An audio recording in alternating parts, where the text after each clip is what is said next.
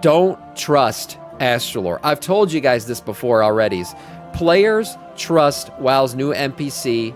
They have no idea what he's done.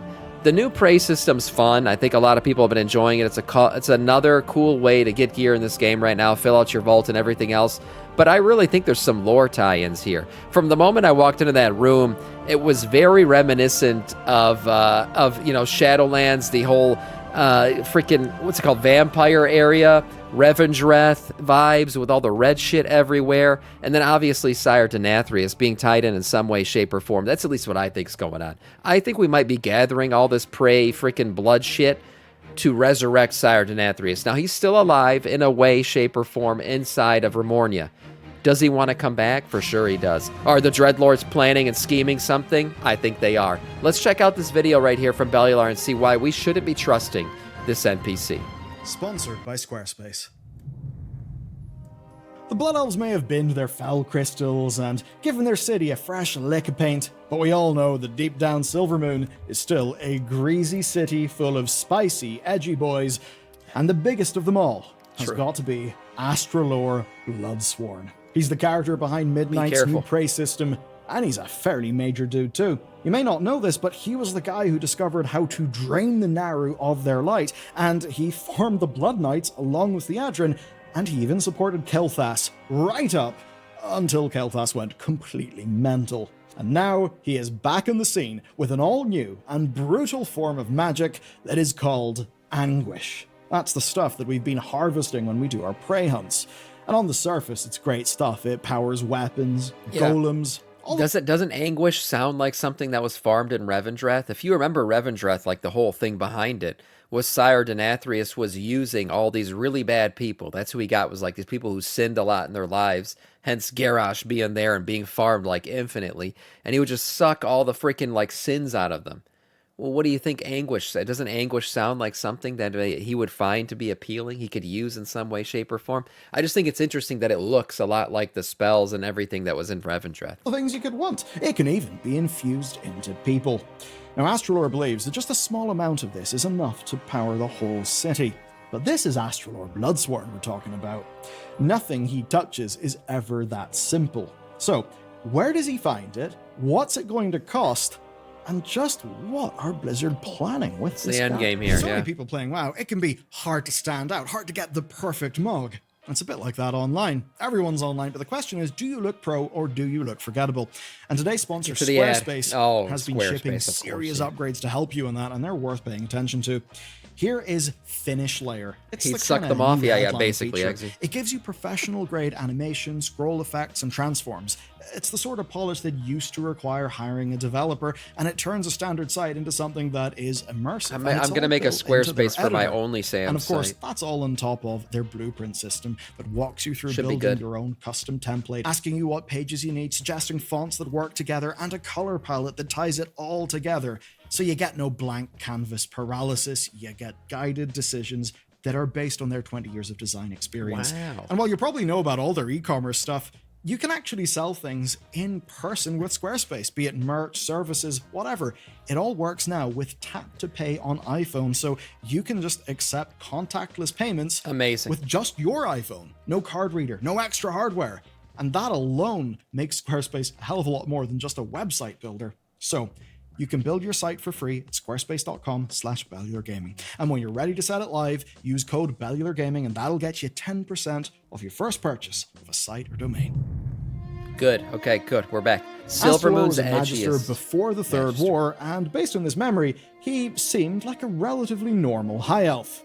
But then the Scourge messed him up as much as the rest of the Blood Elves, and he came out the other side of that as grim as he is charming. Now, he was one of Kael'thas's top advisors, and he was instrumental in stabilizing Kael'thas post-invasion.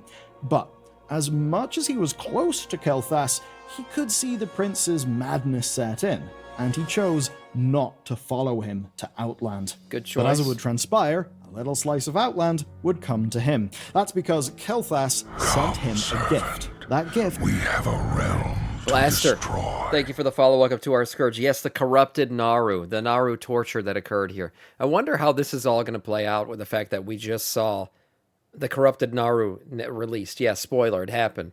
So now Xal'atath has a corrupted Naru. Blood elves have a history of torturing Naru. Not sure what's going to happen there. Was the Naru. Maybe there's a Nuru. relation. Now, at first, Astalor was at a bit of a loss at this, but over time he realized that if the Naru wouldn't give its energy over willingly, then he would just slurp it out of the Naru. Ooh. And that is the seed for the Blood Knights, and it's basically why Liadrin claimed that she was not worthy of the light, because when she first started wielding it, it was literally forcibly extracted from a Naru. Now, along with Astalor, she abused Muru's power until it flipped into the void god Entropius. Liadrin, of course, did get her redemption, but Astalor kept at his experiments. This even includes hijacking Mogu anima golems during Mists of Pandaria. And yes, in Midnight, we're literally seeing Blizzard bring back some really cool stuff from Mists of Pandaria. So these anima golems were powered by this red magic. It was harvested from soul essence, and officially, at least back in the Shadowlands days, it was a completely different thing, a different kind of anima, so not like anything found in the Shadowlands. Keep that in mind as we go on. Okay, so not anything like what we saw in Shadowlands, but it looks freaking exactly like it. All right. Of course, now, in the game, we find Astalor playing with yet more red magic, and this time, it may finally catch up to him. So, to maybe understand what's going on here and what Blizzard may have cooking, we should probably work out what anguish is. I mean, it does feel a little bit weird to defeat someone, loot them, and find a bunch of anguish on them. So let's make that make sense. Yeah. As soon as we started dealing with anguish and I saw its spell animations and everything, like I said, my mind went straight to Revendreth. It looks so much like what we saw there. We drop into Astalor's sanctum, and he reveals this red magic to us. He tells us it's a powerful reflection of the soul, and that it's harvested through anguish. And he means that quite literally, as in, the more it sucks for the victim, the more energy you get. He even believes that this new type of magic he's cooking up will make the Sunwell obsolete. Now, I certainly wonder what he's implying there. You do imagine, say, vast torture factories below Silvermoon pumping out energy. Yeah. Quite bad. And here's the thing. If you guys have played through the Elf, Unite the Elves questline too, if you remember when we get the recruit the Night Elves, there's conversations about getting rid of the Sunwell. That the Sunwell is like a beam or a beacon that just attracts bad things. And they're not wrong. I mean, a lot of bad shit has happened around the Sunwell, right? The invasion of the Scourge. Kael'thas was like resurrected in that thing. The Naru being tortured, all that shit basically was a beacon for the Burning Legion to invade. Now it's a beacon for the Void to invade. So, yeah, a lot of bad shit has happened. Is Astalor trying to plan what the future of his people would look like without the Sunwell? Instead having a basically pond of freaking tortured anguish? That it's an interesting thought. Yeah, like Bellular's saying, though, how would they keep that thing full? Just have a bunch of torture factories under the city? We've actually literally seen this before. And to understand that, we need to talk a little bit about anima in the Warcraft universe. Anima is the essence of a mortal soul. Nice. We're going back to Shadowlands. Interesting too. If the Sunwell was gone and it became like a an anima or well or whatever, would you have a red blood elf eye combinations? That would be kind of cool. Red-eyed blood elves. Born, you live a life, and all that experience charges up your anima. Then you go to the afterlife, and they throw that into their industrial recycling system. Literally just fertilizer or electricity. Shadowlands lore. The philosophy was all over the place, and honestly, the good news is you really don't need to think too hard about that stuff. Blizzard knows Shadowlands was controversial, to say the least, so they're not going to be going super hard into bringing back the worst of the Shadowlands. Yeah, not only was it controversial, now they're making it seem like it's not really what the afterlife's supposed to be. The Sylvanas questline taught us that Sylvanas is saying there's like Titan shit going on in the afterlife. It's unnatural, not normal. So this entire construct, what I used to call Ouroboros right here, I used to call it the sky dildo. This thing, it doesn't seem like it's supposed to be here. It looks like a Titan thing. It's probably Titan related. And yeah, the Titans probably fucked around with the afterlife. And this is not what's actually supposed to happen. So they kind of are retconning Shadowlands lore. The point here is, there were different types of anima depending on what sort of soul you became. Now, in the Zone of Revendreth, their mission was to extract as much sin and suffering from souls, and doing that produced red anima. Right. So, red anima, red magic, it looks just like harvested anguish. through suffering, and, I guess for Mr. Astalor, bottled and used to power an entire civilization. Here's the funny thing. That should sound fairly familiar. I mean, replace anguish with the word suffering, and the mechanism is identical. It really seems like it's what Astalor is doing. So, harvest it, bottle it, use it. And remember those anima golems that Astalor was playing with back during Mists of Pandaria? The ones Blizzard insisted were a totally different form of magic to anima, as we saw in the Shadowlands. Yeah, I don't trust him. Well, that was red, soul-derived, and now we see he's found yet another source of definitely not Shadowlands anima that just appears to work the exact same way. So basically, there is a pattern here. And then, there are the bottles. And I mean that literally, like the actual bottles that the anguish is put into. Because Astalor tells us those bottles are made from a resilient form of cosmic material, one that's specifically built to contain something as volatile as anguish magic. Astalor didn't make them. He did not make anguish magic either. In fact, he has a supplier for the bottles, but he won't say who that supplier is. What? And if we put all of this together, I think we get a rather obvious conclusion. The supplier has to be a dreadlord. For sure. Even maybe Astalor himself doesn't know who the supplier is. He doesn't know his true identity. Has to be a dreadlord. I guarantee it. That conclusion is that Astalor has a contact in Revendreth. So, who in Revendreth would deal with this guy, and why? If we look at Revendreth, there are realistically only two options. You've got Kael'thas or, well, Denathrius and his dreadlords. Now, as much as Astalor supported Prince Kael'thas during the post-Scourge invasion era, he wasn't exactly loyal to the crown.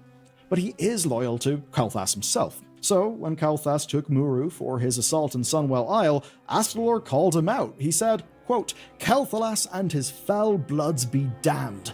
All we've worked for is gone, but they're fools to think we won't fight back." So Astalor, as much as he is edgy, probably not trustworthy, he does actually seem to be a true patriot. He just has rather brutal methods for his nation's survival. Right. So it's not like Kael will be contacting Astalor as if he's hitting up an old friend. In fact, Silvermoon despises their former prince. They pulled down his statues and they threw them in the ocean. But remember, Prince Kael'thas has changed. The Arbiter rightly sent him to Revendreth, but it didn't exactly go to plan. Sire Denathrius imprisoned him in Pride's prison, where he stuffed Kael full of guilt and suffering, all trying to make some kind of anima-infused superweapon. But after Prince Runathal's revolution, his ally, the Accuser, took personal responsibility for Kael's rehabilitation, and that is where his ultimate guilt comes out. Where, at first, he believes he's guilty for not achieving his revenge against those who destroyed Silvermoon, so Arthas.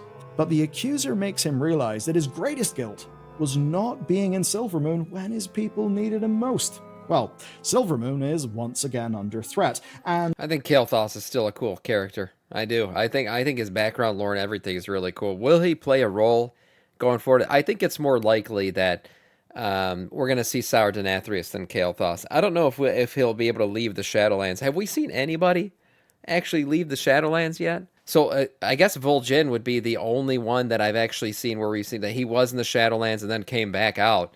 Because he's shown up now, but he's worked with the Loa and shit, and they have a way of doing that. We've seen Loa obviously appear in both planes, so it's possible. But otherwise, yeah, I guess we're technically, we're Maulwalkers, so we've been to the Shadowlands and came back. But I just don't know if Kael'thas is going to be able to pull that one off. Ysera, Tyrande, well, yeah, okay, if you want to bring up player characters, yes, we've all gone in and came back, and everyone, and all the big NPCs who went there also came back. But I'm talking about dead people. People who died, went to the Shadowlands. Not a lot of them have made it back out. Giving Astalor what he needs from Revendreth would actually be a way to heal that guilt. So, Kael'thas can work as a theory, but the big problem I see with Kael'thas being Astalor's contact is this. It opens a can of worms, a huge one. If this one soul can interfere with us mortals in Azeroth, what's stopping others? If Kael'thas somehow returns because of all this stuff, it then opens up an even larger can of worms. Why don't we just go and say, ask Uther for help whenever we get a bit confused? Yeah, why don't we bring King Varian back to lead the Alliance? That's why, this is what I was basically getting at, was most spirits, Blizzard has kind of held strong that once you go to the Shadowlands, you don't really come back to this plane of existence anymore. It's not really possible. It's about what the light's doing. It just would not be good. Now look, if they were ever to bring a character back in an implausible way, they would do it with Kael'thas. I mean, back in the day, during TBC, it was a big community meme that, like, we'd killed him in Tempest Keep, and somehow, there he is in the Isle of Kael'thas, back. This didn't make much sense. Even though bringing him back would be a little bit of a cute nod to that past, I don't think it would be great storytelling. No, the most I don't think they should open up that door. Is the ghost of Kael returning to Silvermoon to hand the crown over, but that's about it. Now, for some players, that's the dream. Prince Kael'thas finally making things right. But there's a darker option, and honestly, one that is a bit more likely and literally throws up fewer lore problems. Denathrius. Who else in Revendreth has a proven record of messing around with us and also has the ability to leave the Shadowlands? Yeah. It's obvious. It's the dreadlords and their boss, Sire Denathrius. Now, we know this guy as the architect of the cosmic war that's still raging today, the diabolical genius smart enough to tip Sargeras over the edge into insanity, kicking off the whole Burning Crusade thing. Now, the whole thing is, like, which side are the dreadlords on? Would they be on the void side? Would they be on the light side? I don't think they're on either side, personally. I think they're just kind of, letting things play out. They want to see what happens. Whoever wins, wins. They don't want to pick a side because they just want to win. So at the end of the day, they're just going to wait and see who comes out on top after this big battle. Yeah, they're on their own side, exactly. So will they be relevant? I think they're going to be like a post-Last Titan baddie. I do. I think they're going to survive this entire World Soul saga. I don't think we're going to fully deal with the Dreadlords. We literally have seen already a Dreadlord show up as a semi-main character, right? When we dealt with the Light, he's the end boss in what's the dungeon called that he's in right now? Anyways, you kill him off, all right? He's our light boy, our light forged Dreadlord, which I still don't think is possible. And he went off. He's dead. Technically, is he actually dead? Maybe, maybe not. Freaking Dreadlords basically never die, it seems like. So they can go and do whatever the fuck they want. They've infiltrated every side of things. Every side of every coin has been infiltrated by the Dreadlords so far. So they're just going to continue their shit. Yeah, Nexus point. They're going to continue doing their shit. And I think they'll just play both sides and see whoever wins, they're going to win. Burning Crusade thing. But in the end, he was just another pawn. Prince Ranathal's revolution defeated Denathrius, right? We defeated him. He was then trapped inside his sentient blade, Remornia. But then they used a Naru to shoot pure light into that blade, making it impossible for Denathrius to escape. Sylvanas, at the time, who was on the jailer's team, asked Zovaal what the plan was, and Zovaal just replied saying that all souls live out their usefulness. So, Big Daddy D stays inside the blade. But Denathrius didn't do it all alone. He actually bred his own race of super spies, the Nathrezim.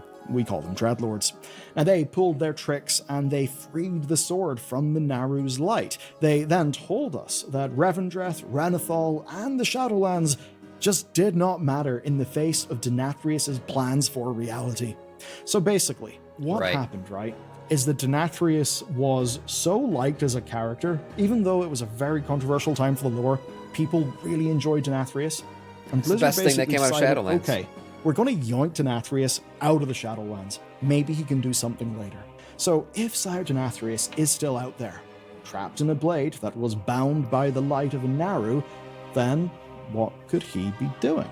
Well, I think there could be a bit of a connection here. Yeah, because I think who is so the too. one guy in Azeroth who cracked how to drain a Naru's energy? Astalor Bloodsworn. He's the guy who can do this. So you can imagine, the Dreadlords supply the anguish and the bottles. Astalor gets what he wants, a way to defend Silvermoon. And when the time comes, they call in their favor, freeing their boss Denathrius from his Naru prison. Both sides get what they want, even though neither side trusts each other, and it sets up a future betrayal whenever the Dreadlords come to collect. And it also fits who Astalor is. This is the man who drained Muru without flinching. He will deal with anyone and anything if it means Kael'thas survives. He just doesn't care where the power comes from. Yep. Now, I will admit there is another potential option, and that's just this being something to do with research on the Mogu and just all downstream of that Mists of Pandaria stuff. Yeah, this could come back, that old Mists of Pandaria power. Like I said, they're going to look maybe for a new source of power for the Sunwell, right? Like this is they're going to have to, if they decide to actually get rid of the Sunwell and stop worshipping whatever it is, you know, the light technically, they're going to have to find a new font of power, because the Blood Elves, they'll just fucking lose their minds. They'll become all decrepit and shit if they don't have a source of power to fight with or siphon off of. Now, maybe they figure out a way to finally live without it, like the Night Elves are telling them to do. But if they don't, they're going to need a new source of power, and this could be it. And just all downstream of that Mists of Pandaria stuff. Now, one thing that would make that a little weird is the cosmic description of what the actual anguish bottles are made of, so that could be a little bit of a quibble, but at the very least, this is Blizzard taking the events, taking the story of Mists of Pandaria, and weaving it through to today, paying off this character really well, reintroducing him into the story in a fantastic way. Astalor is so much fun to have as a character, and they've even done it in a way that helps us get around the bad bits of the Shadowlands. And it's quite clear Blizzard are on a crusade to save the best of the Shadowlands and just move on from the worst. And this is just the latest piece of something much deeper than most people think. So deep that Sylvanas called the entire damn Shadowlands into question, because Sylvanas literally said she thinks it's too ordered. So I just said that earlier. Has literally called BS in the Shadowlands. If you want to know what that's all about, then check out this video where we deep dive into what she discovered during her long isolation in the Maw. Yeah, nice video overall. I've been saying it from the very beginning. This whole prey system seems a bit shoddy. Like, why are we collecting all this shit? What's it going to be used for? I could totally see the Sire Denathrius road down the line where we end up getting him freed somehow, and then he goes and does whatever the fuck he wants to do. Nice video overall from Bellular.